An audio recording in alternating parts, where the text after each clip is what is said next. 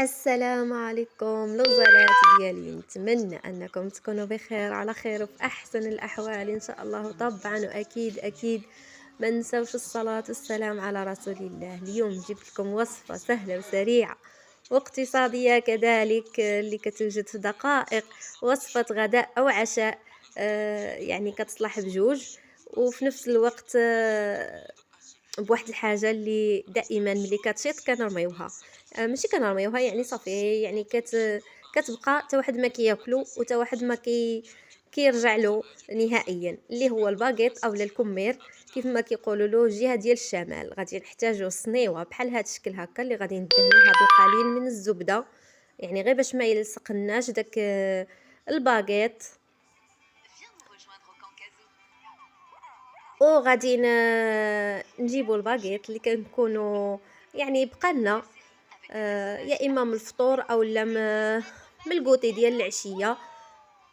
المهم هاد الوصفه كتعلق بالباغيت كيف ما كتلاحظوا هنا، كان ديال الفطور ديال الصباح، وانا قلت علاش لا ما نديروش للعشاء بلا ما نضيعوه. كيف ما كتلاحظوا هو كيتفتت، ولكن بهاد الوصفه كونوا على يقين بانكم ما غترميو حتى حاجه، وغادي تجي وصفه سهله وسريعه وبنينه. غادي نقطعوه على زوج او لا، يعني على حسب المرصويات اللي نتوما محتاجينهم. سمحوا لي، هنا كان غادي يطيح لي التليفون. المهم كيف ما قلت لكم غادي نقطعوهم الى جزئين او لا ثلاثه، يعني على حسب القطع اللي بغيتو نتوما. وغادي تستفوهم في الصنيوه بهذه الطريقه هذه، او لا كيف ما قلت لكم تقدروا تقطعوهم حتى لربعه، يعني على حسب الصنيوه اللي عندكم.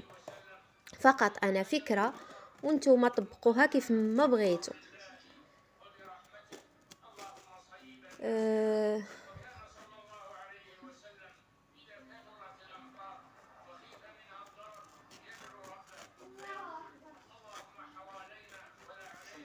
انا كنحاول انني نخدم بشويه.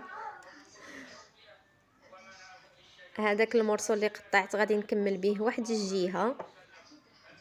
في الاخير غادي تشوفوا الصينيه. انا هنا صحاب لي التليفون، يعني كنصور وانايا مشيت لواحد الواد اخر. المهم كيف ما كتلاحظوا انا هنا كملت الصنيوه، درتهم غير هكا يعني قطع كبارين. تقدروا ديروا قطع اخرين، يعني انا قلت لكم صغارين.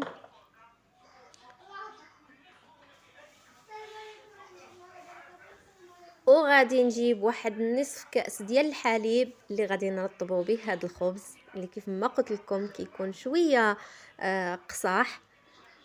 باش نرطبوه غادي نرطبوه بالحليب.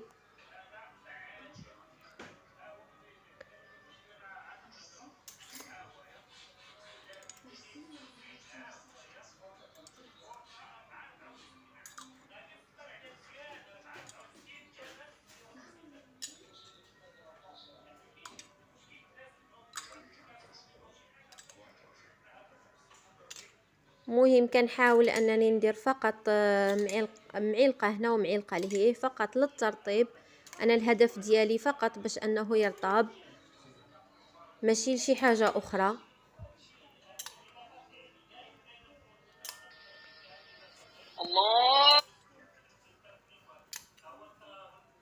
وغادي نكونوا هنا في هذه الاثناء الغزالات ديالي حضرنا لاصوص ديال المطيشه اللي تقريبا كل شيء كيعرف يحضرها تبارك الله، يعني ما تحتاجوش انني انا نوريكم كيفاش.